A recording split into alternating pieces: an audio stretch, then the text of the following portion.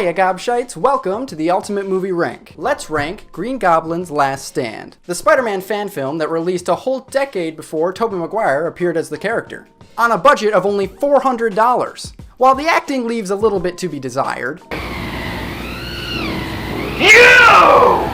and the script, okay, it's not great, but the practical effects and stunts are absolutely stunning. They honestly took me by surprise. At the time of its release, this is easily the best Spider-Man film that was released at the time, way better than the 4 official Spider-Man films that came before it. It's clear that a lot of passion was put into this project, and if you ask me, a lot of elements from this film directly impacted the Tobey Maguire trilogy. So it gets the number 2 slot right in between Hamilton and Spider-Man: The Dragon's Challenge. Bye! Happy DC fandom, everybody! Let's rank Suicide Squad, specifically the extended cut, not to be confused with The Suicide Squad, set to come out in 2021, but takes place in the same continuity. Does that bother anybody else? Now this movie gets a lot of hate, and for good reasons. But that's not to say that there aren't things that I enjoy. I quite enjoy the film's visuals as a whole, and I think the characterization of both Harley Quinn and Deadshot are some of the best we've seen thus far. Hell, even the Joker is a character that I think I could quite enjoy if there was more development put into the character.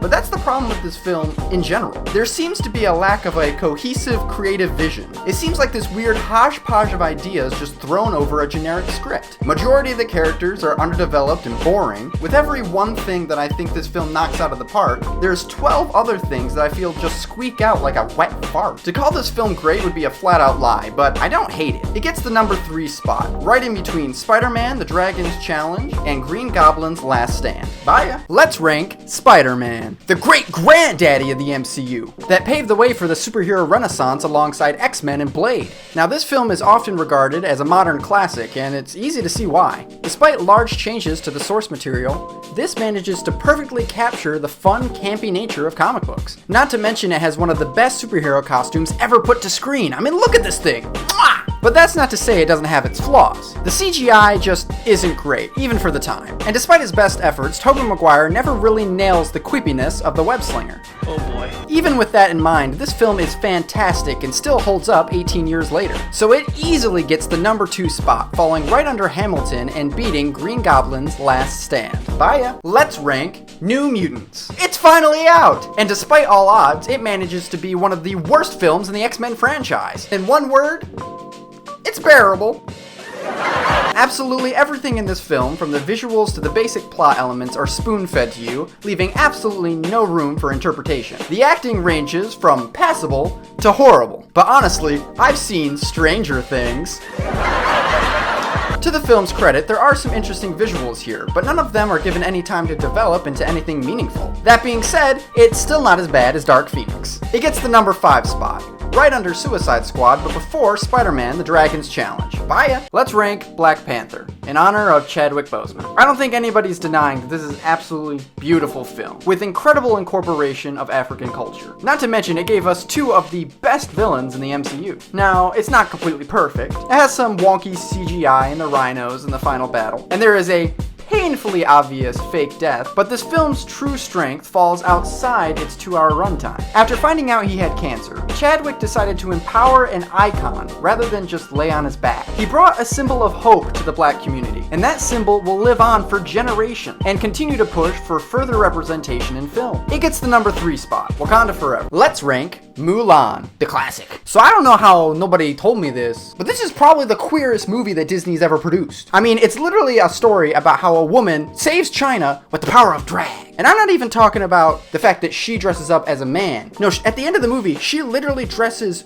3 men up as women to infiltrate the main, Emperor's Palace thing. What? Not to mention that Pink's definitely given this guy some conflicted feelings. Look, it's no secret that the 4 songs in this movie are absolutely fantastic. Right off the bat, we get hit with, "You'll bring honor to us all," and then later we get hit with the, "Be a man." It's good stuff. Honestly, going into this, I fully expected this to be the top of the rank, but after giving it some consideration, there's just not as much time as Hamilton gets to fully develop the characters, so it does fall just below. But it is a fantastic film, and the new one has a lot to live up to. Bye!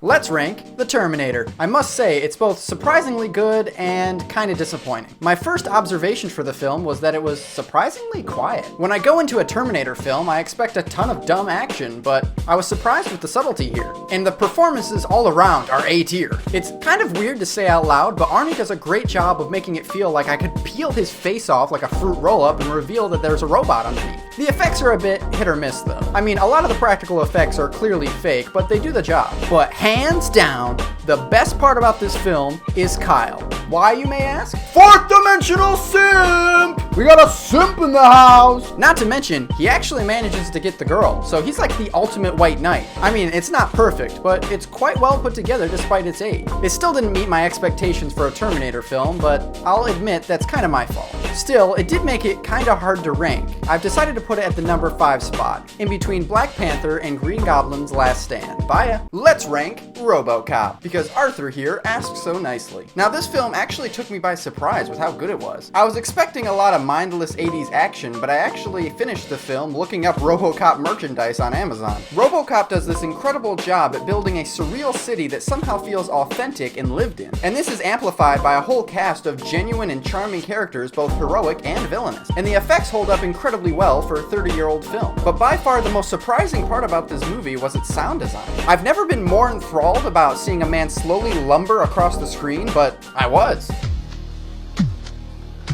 So it gets the number 4 spot, in between Spider-Man and Black Panther. As always, complete rank in bio. Bye. In preparation for Batman Day on the 21st, let's rank Batman 89. Now this film is good, but I wouldn't say it's great. It strikes a good balance of seriousness and comic book camp, even if the world does feel a little bit two-dimensional at times. And that soundtrack, baby, mwah, gives me goosebumps every time.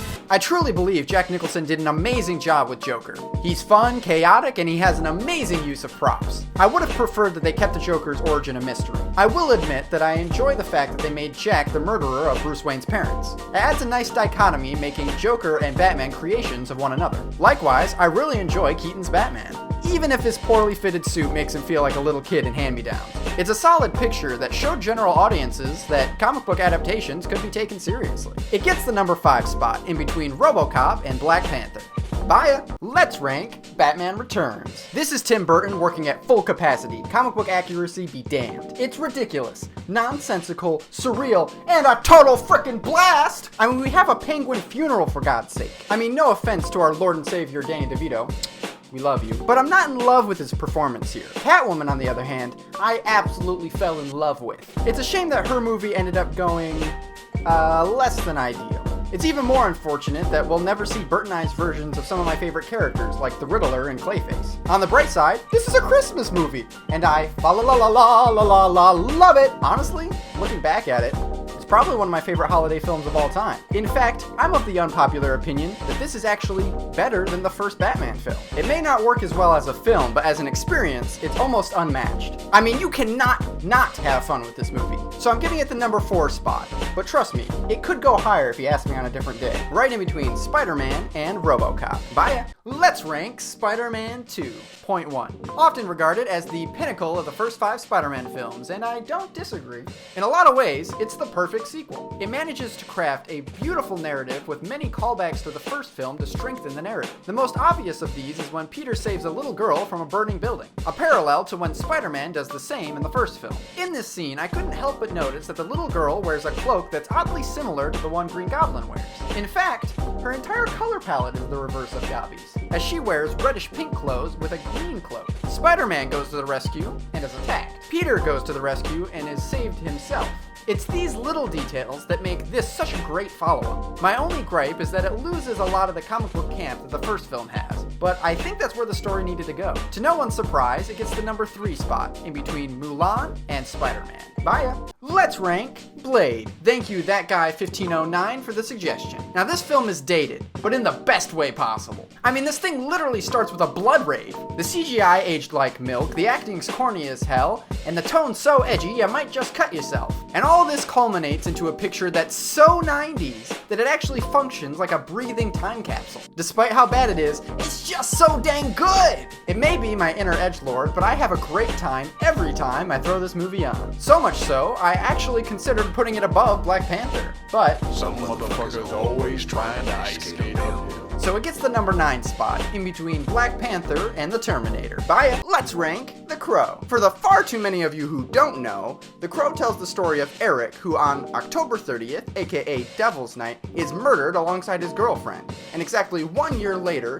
his spirit is returned to his body so he can get his revenge. Now this film is highly stylized and absolutely gorgeous. While it certainly has some cringy moments in the beginning, and a lot of the compositing hasn't aged the greatest, this is still one of my favorite movies of all time. There's a sick irony to the fact that Brandon Lee's untimely demise came while working on a film with such heavy themes of death and morality. But it's an even bigger shame that his iconic performance has somehow dwindled in the public consciousness. People just don't talk about this movie anymore, but I think it's ready for a comeback, especially in this revitalized era of superhero movies. If you haven't seen it, go give it your time. You won't regret it. It gets the number 2 spot, falling underneath Hamilton but above Mulan. Byte, let's rank Over the Garden Wall. While technically not a movie, it is a self-contained story, and if people can call the 1990s It a film, I can do the same here. Now this thing just oozes autumn. I mean, nothing makes me want to go out and just munch on leaves like this. It's structured a lot like a modern-day Alice in Wonderland, as we follow our two protagonists as they travel through a surreal fall-time world trying to find their way home. The series leans hard into childish whimsy, as it has a series of mini-stories that link together to form an overarching plot. The self-contained stories of each chapter are a lot of goofy fun, but as the chapters progress, it gets pretty dark, without getting depressing. Not to say that there aren't tear-jerking moments. I highly recommend that everybody give this a shot. It clocks in about an hour and 50 minutes, but I promise you, it goes by like a breeze. The whole thing's available on Hulu right now, so what are you waiting for?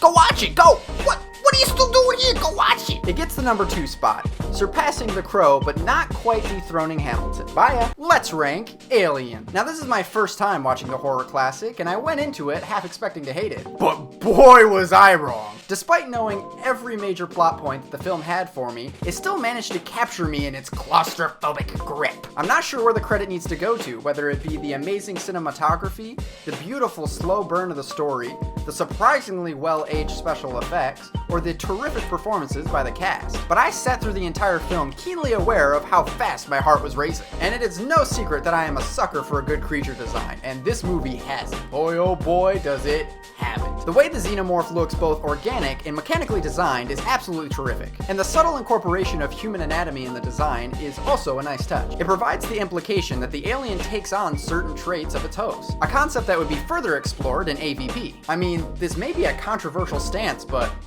fuck it. I'm gonna give it the number 1 spot. Bye.